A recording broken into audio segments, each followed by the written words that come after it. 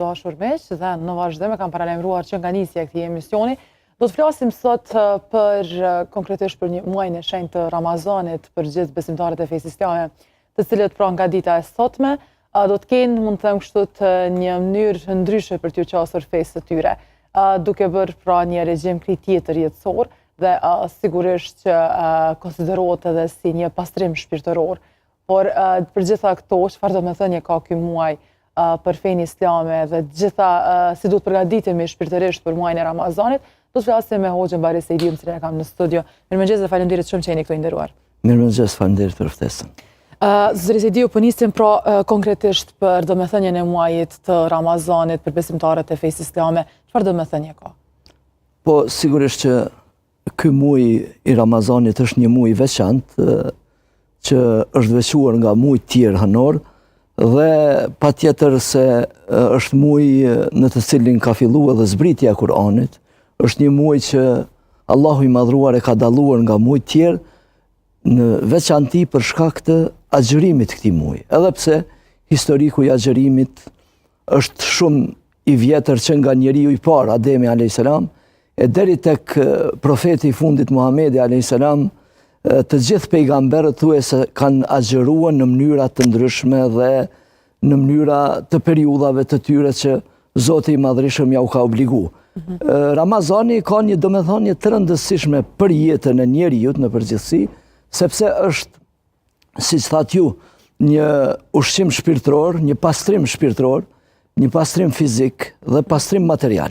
Është multidimensional, sepse Allahu i Madhruar mes këtij agjërimi ka dëshiruar që njeriu të përmirësohet edhe në aspektin shpirtëror, edhe në aspektin fizik, po edhe në atë material, po qëllimi kryesor i këtij muaji të Ramazanit është devotshmëria e njeriut. Është ngritja e tij, e vetdijes së tij, e përgatitjes së tij shpirtërore, e zbatimit të një obligimi që ja ka obliguar Allahu i Madhruar, sepse ky është obligim nga Zoti dhe si të tillë ne e praktikojmë agjërimin.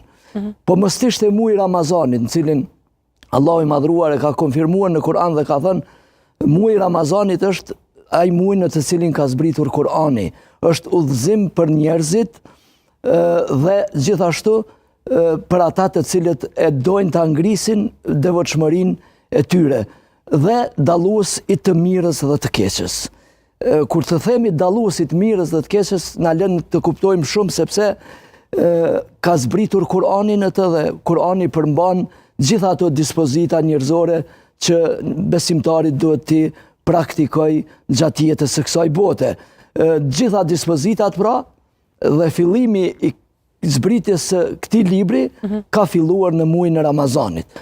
Dhe ne këtij muaji qasemi pak më shumë, jo vetëm për të pastruar veten tonë nga mëkatet, jo vetëm për të arritë diçka shëndetësore në jetën tonë në këtë botë, jo vetëm për të qenë më solidar me njerëzit, por për të arritë edhe kënaqësinë e Allahut Madhruar, edhe zbatimin që ne po e bëjmë si obligueshmëri nga Zoti i Madhruar. Prandaj ky muaj i Ramazanit është një seminar, mund të themi, një mujor për besimtarët që i qasen jetës në mënyrë krejtësisht ndryshe nga 11 muajt e mëhershëm që i kemi pra jashtë Ramazanit. Dhe edhe ushqimi, edhe pijet, edhe orari i ushqimit dallon, edhe orari i namazeve shtohet, falet namazi i teravive, të bohen besimtarët në sofrat e iftarit dhe të syfyrit, dhe është një regjim krejtësisht ndryshe nga muajt e tjerë që ne mundohemi ta zbatojmë me përpikmëri, sepse po mos ishte obligim nga Zoti, dikush e kishte zbatuar, por dikush jo. Kurse kështu në mënyrë unanime është vetëm se ai është obligim nga Krijuesi i Madhruar. Cili është mesazhi kryesor, zotëri Sejdiu, pra që nis apo që sjell Ramazanin ditët e para kur nis? Mesazhi kryesor është që ne të jemi më të përmbajtur nga çdo gjë. A e keni parë në mëngjes kur qohemi, ndoshta na shkon mendja më shku me marr një gotë ujë ose me pini diçka, më njëherë duhet mu stopu dhe më thonë, sot qenë ka asgjërim.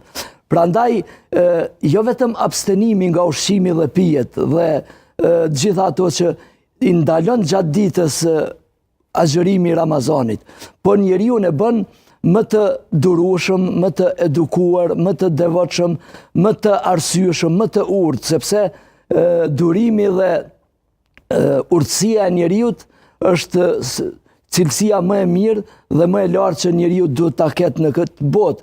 Prandaj muaji i agjërimit na bën më të vetëdijshëm. E Muhamedi a.s. ka thënë, ai që nuk i lën fjalë tek këqija dhe të vepruarit me to, nuk ka nevojë Allahu i madhruar për urinë dhe etjen e tij. Dhe ky hadith i Muhamedit a.s. na sqaron domethënien e Ramazanit. Pra, nuk po rrim të uritur gjatë këtij muaji të Ramazanit vetëm që të largohemi nga ushqimi dhe pijet, por të largohemi edhe nga fjalët e këqija, edhe nga urrejtja jonë, edhe nga kundërshtimet, ose nga mospajtimet, t'i qasemi durimit dhe fjalëve të mira, këshillave të mira, leximit të Kur'anit, namazeve shtesë, siç është namazi i teravive apo namazi i natës. Gjitha këto e bëjnë komplet një pako që Allahu i madhruar na ka dhënë dhuratë gjatë këtij muaji të Ramazanit. Pra, kjo dhuratë e madhe ka në vete pra gjitha këto të mira, jo vetëm të mirën tonë shëndetësore, sepse e dim që agjërimi është mënyra më e mirë e pastrimit nga toksinat tona të organizmit. Po agjërimi duhet të ketë edhe rolin e pastrimit ton nga fjalët e këqija, dyshimet, mospajtimet, kundërshtimet, por gjithashtu edhe arritjen e devotshmërisë, sepse në fund të ajetit të obligueshmërisë së agjërimit, Zoti i madhruar ka thënë, nëse doni të bëheni të devotshëm, pra ju është obliguar juve Ramazani, agjërimi, ashtu qysh ka qenë për obligim edhe për popujt para jush, që të bëheni të devotshëm. Pra, ky është insistimi i këtij muaji të Ramazanit që ne të bëhemi më të devotshëm dhe të arrihet devotshmëria gjatë këtij muaji të Ramazanit me vepra të mira dhe madhore. Po, dhe hoxha, ka ndonjë lutje apo praktika diçka që preferohen në natën para nisjes së Ramazanit? Edhe në natën para Ramazanit, po edhe në syfyr edhe në iftar, kemi lutje të veçanta që ne i dedikohemi lutjes sonë ndaj Allahut madhruar, që themi, o Zot, për ty agjërova, pra i e falës e dën faljen na fal neve. Dhe për ty agjërova dhe për ty e kryva urdhrin të cilin ma ke urdhruar ti mua agjërimin, është larguar etja dhe uria dhe është plotësuar agjërimi.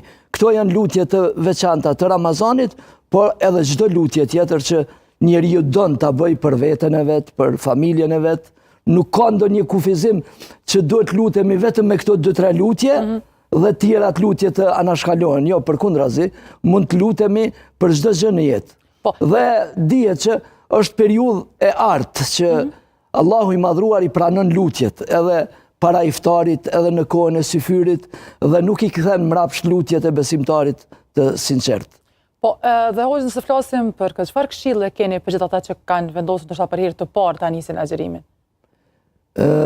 Këshilla ime është dihet që të insistojnë më shumë, të jenë më këmbgulës, ta praktikojnë muajin e agjërimit, sepse agjërimi është ardhur për të mirën e njeriut, për interesin njerëzor, jo për Allahun e madhruar, sepse Allahu i madhruar nuk ka nevojë as për etjen, as për urinë tonë. Ne kemi nevojë për agjërimin, ne kemi nevojë për pastrimin e organizmit tonë, ne kemi nevojë të jemi më të mirë me njerëzit, të jemi më solidar, besa, të mos harrojmë sepse muaji i Ramazanit është edhe një pastrim materiali joni. A keni pa në fund të Ramazanit secili dhe çdo familje afrohet në institucionet e Bashkisë Islame apo në çoçatën Bereqeti, mi dhon vitrat, thojmë na, sadakatul fitrin, atë pastrimin material, sado që është simbolik për njerëzit që kanë nevojë, është shumë i rëndësishëm. Dhe e shohim edhe para Ramazanit, Bashkia Islame, shoqata Bereqeti, me mira familje i kemi ndihmuar deri në ditën e djeshme. Dhe tash, edhe gjatë Ramazanit, sofra e iftarit dhe organizime tjera, t'jenë më shumë që mos t'jemi egoist Dhe ky është edhe qëllimi, njëri prej qëllimeve të Ramazanit që njeriu mos jetë egoist, ta pret iftarin me njerëzit, me familjen, po e shohim që po na mungojnë takimet familjare, po na mungojnë takimet në dreka dhe darka, dhe Ramazani është një rast i mirë që t'i shfrytëzojmë iftaret tona, t'i shfrytëzojmë takimet tona me familjarët, po mos t'i harrojmë ata që kanë nevojë më shumë, që janë privuar nga pasuria ose nga sprova të ndryshme, t'i ndihmojmë njerëzit.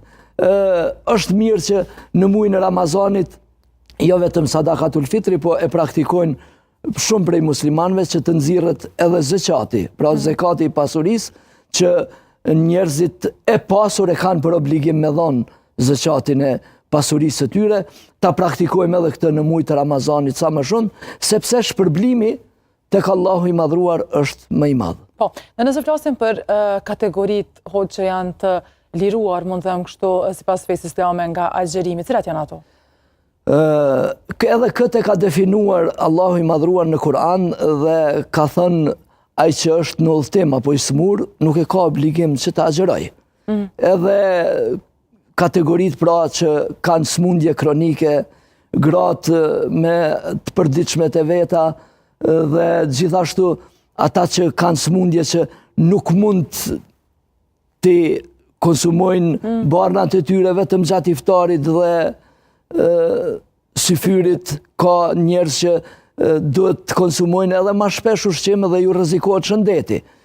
Allahu i madhruar nuk ka dëshiruar për robin e vet, për njeriu, që ta ngarkoj me diçka që nuk mund të bartë. Dhe agjerimi pra nuk është obligim edhe për fëmijët e moshave shumë të vogla. Mirë është që ti ushtrojmë fëmijët në 10 vjeçar, 11 vjeçar, 12-13 vjeçar, që t'ja fillojnë agjerimit me disa ditë të Ramazanit, por mos t'i ngarkojmë me agjerim të krejt Ramazanit, sepse është pak ngarkesë që gjithë muaj të agjerohet, nëse pra është e lehtë që të agjerohet ose në një pjesë të ditës, nëse është fëmija shumë i vogël, mund është mi thonë agjerot deri në ora 3, ose deri në ora 2, ose deri në ora 1, varet edhe prej shëndetit fëmijëve. Gjithë ne kemi pas këto përvoja, fëmijët që kanë dashur edhe mu qunë syfyr me neve dhe më thonë, jo, unë kom agjeru sot, po baba dhe nana e ka për obligim me kontrolu fëmin, pa tjetër edhe shëndetin e ti, dhe ata që janë smur, nuk kanë mundësi me agjeru, prap se prap edhe për ta ka kompenzim. Sepse pejgamberi a.s. na ka tregu që ata të cilit nuk mund të agjerojnë dhe nuk ka shpresë që të shërohen, e paguajnë 2 shujta në ditë, një fidje i thojnë, për agjerimin e tyre. Për shembull 5 euro ose 6-7 euro në ditë i paguajnë për çdo ditë të agjerimit. Nëse plaku për shembull është i smur dhe ai nuk ka shpresë që agjerimin ka me zbatu, ka me praktiku mas Ramazanit. Kurse gratë për shembull që i kanë të përmujshmet e veta, mujnë me zbatu e agjerimin edhe mas Ramazanit. Por si shpagimi atyre ditëve, ditë për ditë të cilat i kanë prish gjatë Ramazanit, dhe këto janë lehtësimet të cilat Allahu i madhruar na i ka dhënë neve si besimtar. Pra nuk është obliguar fëmija i vogël, nuk është obliguar ai që është në udhtim, dhe nëse udhtimi është i vështirë, tash sot unë për shembull, ose çdo kush udhton 2-3 orë deri në Gjermani, a me prish agjerimin a? Wa an tasumu khairun lakum, ka thënë Zoti i madhruar, por nëse mund të agjeroni është më mirë për juve. Shihet tash këtë mrekulli. Në atë periudhë kur ka zbritur Kur'ani, nuk ka pas as autobusa, e lere më aviona, aeroplana. Dhe Zoti ka thonë në fund të ajetit, ka thonë, por nëse mundni të agjeroni më mirë për juve. Sepse janë mundësit e udhtimeve në shtete të ndryshme, po për 1 orë, 2-3 orë që ke bo udhtim me aeroplan, nuk është i lodhshëm që me prish agjerimin. Por prap se prap ti ke leje që ta prish. Nëse i ke kalu ma shumë se 82 kilometra në udhtim, ti je i lejuar, nëse ti e shef vetën, që nëse bën udhtim me aeroplan nuk mund është ma agjeru. Fizikisht nuk don. Ose ka njeri që qatë shumë ka problem në aeroplan që pa pi pak ujë ose pa e pi një hap, nuk mundet më hyp në aeroplan. Edhe këti lejohet, pra smundja edhe udhtimi ty të largon nga obligueshmëria Ramazan. Por dije që atë ditë që e ke prish, e ke bërsh që ta agjërosh jashtë Ramazanit dhe ti je i mundshëm të agjërosh, jo ta pagush. Thuaj jo pe zavendësoj unë po paguaj 10 euro, unë i paguaj 50 euro për një ditë. Jo, atë ditë duhet ta agjërosh, sepse ti je i shëndosh. Po, dhe cilat janë gabimet më të shpeshta që bëhen në ditët e para të Ramazanit? Gabimet më të shpeshta janë nervoziteti, fjalë të këqija, prishja e rendit, ndoshta ka qenë jashtë Ramazanit, ma i arsyeshëm, thonë, jo, lënë se ky është agjërueshëm, është nervoz, qysh, përkundrazi. Agjërimi do të më lënë gjurmë në jetën tonë të butësisë, fjalëve të mira, të durimit, përkundrazi. Dhe mos të flasim fjalë të këqija, mos të fyhemi me njerëz. Pejgamberi a.s. ka thënë, nëse të thot dikush ose të fyn dikush, thuaj unë jam agjërueshëm dhe kaq. Edhe nëse të fyn dikush në rrugë, ose edhe nëse don dikush një ngatres me ty, thuaj unë jam agjërueshëm dhe i lën fjalët dhe i largohesh polemikave të panevojshme. A shpesh gabimet që ndodhen, hoxhi, janë që pinë ose hanë diçka pa vedi, a prishet agjërimin atë? Jo, nëse po edhe këto janë gabime, thash në fillim që ditën e parë, ditën e dytë gabojmë dhe nëse e ke bo pa vedi, atë nuk e ke për obligim me zbatu jashtë Ramazanit ose me agjëru jashtë Ramazanit. Prishet pra? Jo, duhet vazhdosh të agjërosh. Nëse ke ndaj problem, ke vjellje të tepër, duhet me zavendësua të ditë. Edhe një tjetër që po duhet në patjetër është për te gratë, thonë që duhet për thonjë me pas kujdes, që mos me i pas thonjë, nuk mundet me agjëru me thonjë. A vlen kjo, hoxha, po nuk është domosdoshme? Tash këtu edhe tek gratë edhe këto themi mënyrat e jetës, mënyrën moderne, edhe çka është kjo? E thonjve, emilja ose vunja e thonjve për mi thoj, është një problem, sepse edhe jo që prishet agjërimi, por çështja e abdesit edhe marrja abdesit edhe nuk konsiderohet i kompletuar nëse janë thonjë të mbyllur, ose nuk kanë mundësi të hiqen ata. Nuk është mirë që të praktikohen ata në veçanti gjatë Ramazanit edhe të ato që e praktikojnë namazin. Po dhe sa rëndësi ka falja e namazit të ravis që në natën e parë? Rëndësia është si në natën e parë dhe gjitha net rresht, është obligim, është sunet i pejgamberit a.s. prej kohës të Omerit radiallahu anhu që është praktikue falja e namazit të taravive me xhamat. Dhe në gjithë umetin musliman praktikohet që namazi i taravive të falet në xhami. Nuk është ndaluar që të falet edhe diku tjetër, ose edhe në shtëpitë e besimtarve, përkundrazi, edhe vetë Muhamedi a.s. teravit i ka falë në shtëpi, dhe organizimi dhe mënyra e organizimit të faljes së teravive po është edhe lehtësim për njerëzit, sepse është imami, i marrin disa këshilla edhe për namazin, edhe për agjërimin, edhe për familjen, se Ramazani nuk duhet na shërbej vetëm kjo që ne e paragjykojmë Ramazani është vetëm agjërim dhe vetëm namaz. Jo, Ramazani është aktivitet, Ramazani është reflektim i vlerave njerëzore, është reflektim i solidaritetit njerëzve. Njerëzit janë më të butë, po edhe më të urtë, po edhe më solidar në muajin e Ramazanit. Prandaj ne këtë Ramazan duhet ta shfrytëzojmë në shumë dimensione, edhe duhet ta shfrytëzojmë edhe në aspektin e edukimit të fëmijëve, edhe me ligjëratat tona në xhami, edhe me edukimin e brezit të ri, sepse po na mungon afërsia me njerëzit, po na mungojnë, po dallojnë gjeneratat në mes njerëzve. Tash gjeneratat e reja me gjeneratat e mesme ose të vjetra kanë dallim të madh.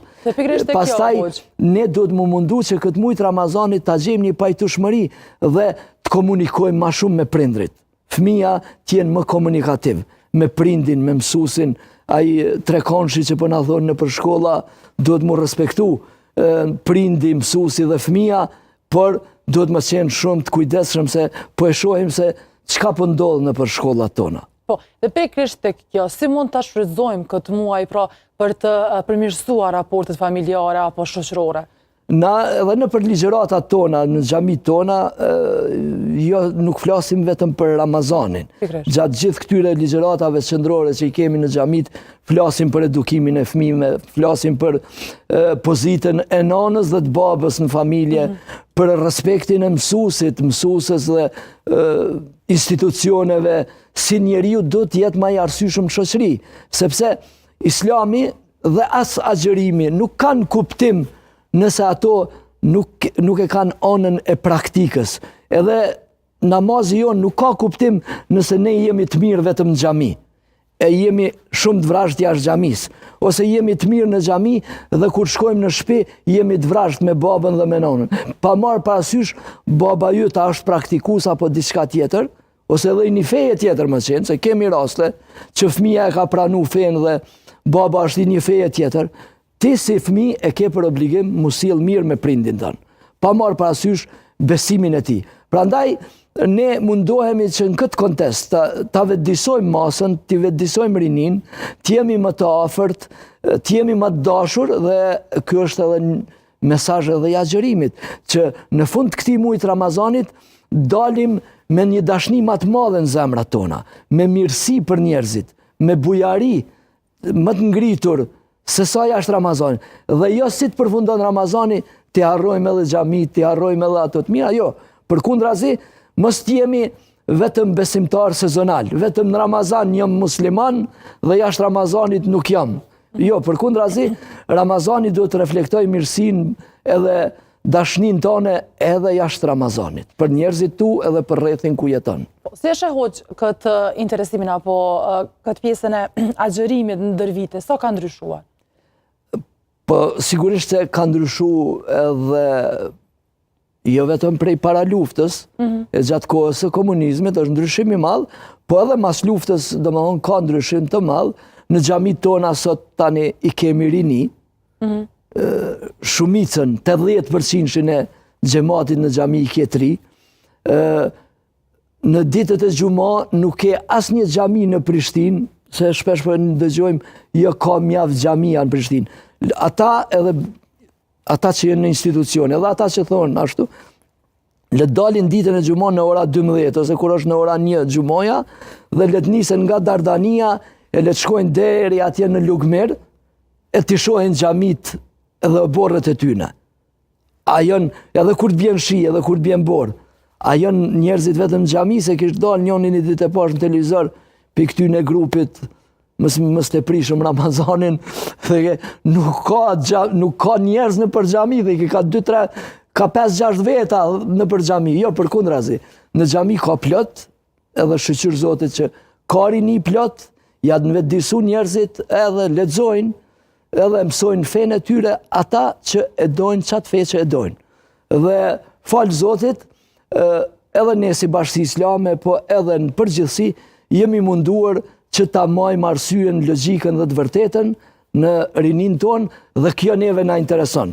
Për çka thonë 5-6 veta që dalin media ose 2-3 veta, nuk ka rëndësi, rëndësi është që ne xhamit i kemi plot. Dhe jo për më na e bo neve qefin dhe mu krenuna me këtë punë. Jo, ne do të punojmë edhe më shumë që të ketë xhami edhe më shumë, edhe për ata që ka një fe tjetër, faltoret e tyre nëse nuk ju dalin, le të ndërtojnë tjerat, por jo për inati dikujt, por për shkak të nevojave tona si komunitet. Po, dhe për fund, hoq çfarë mesazhe keni për rinin në fillim të këtij muajit Ramazanit? Të jenë sa më të butë, sa më të kujdesshëm, sa më të sjellshëm me njëri tjetrin, me antarët e familjes, me babën dhe me nonën, sepse Allahu i madhruar në Kur'an ka thënë dhe ka urdhëruar Allahu Zoti që mos të adhurohet kërkush tjetër përveç tij, dhe mirësjellja me njerëzit, me prindrit, më falni. Pra, me njerë mas adhurimit të Zotit, e ka caktuar Zoti adhurimin ndaj tij por e ka bërë obligim edhe mirësjelljen me prindrit. Prandaj rinia jonë duhet të ketë kujdes ndaj nanës dhe babës së tij dhe familjes ku jeton, të sillet mirë, me urtësi dhe butësi t'i thrasim njerëzit në besim, në vetdijen tonë fetare dhe kombëtare, sepse na jemi shqiptarë dhe kështu na ka kriju Zoti i Madhreshëm, nuk e kemi zgjedhur na më qenë shqiptar apo anglez apo dikush tjetër, por është caktimi i Allahut të Madhruar dhe këtë duhet ta mbajmë me krenari. Të jemi krenar me të kaluamën tonë, me historinë tonë, me njerëzit tonë, me rilindasit tonë, me ushtrinë tonë, çlirimtare të Kosovës, me këto periudha të lavdishme të kombit tonë, që ne të jemi më të mirë për njerëzit. Nuk kemi luftuar asnjëherë për ta degradu ose për ta robru dikon. Vetëm për të mirën tonë, për çlirimin e vendit tonë, dhe ky ka qenë edhe qëllimi i krejt atyre luftarëve që kanë ardhur në luftë në Kosovë. Dhe ky është edhe mesazh i joni i përditshëm edhe në xhamit tona, edhe në mezhlisët tona, edhe në kuvendet tona ku i flasim dhe i këshillojmë njerëzit që rinia jonë të jenë krenar për atë që i takon. Dhe mesazhi jam i fundit është që të jemi më të afërt, më të dashur me njëri tjetrin, më të arsyeshëm, të mbretërojë në zemrat tona dashuria dhe paragjykimet e mira për njerëzit, t'i largojmë mendimet e dobta dhe paragjykimet e këqija për njerëzit, t'i duam njerëzit sepse vetëm kështu mund të arrijmë edhe ëmbëlsinë e Ramazanit, edhe pranimin e agjërimit, edhe pranimin e asaj sadakaje që do ta japim në fund të Ramazanit dhe agjërimi jonë të kompletohet. Po, Hoxha, një falenderoj shumë që ishit këtu dhe besoj që sadopak, meqense sot është dita e parë e agjërimit, kemi arritur të apërçojmë mesazhin tek besimtarët e fesë islame që çka do të thotë rëndësia e këtij muaji. Faleminderit shumë. Faleminderit edhe për juve, Zoti ju shpërbleft. Faleminderit gjithashtu. Dhe dashur miq, me kaq do ta përfundojmë edhe emisionin e sotëm.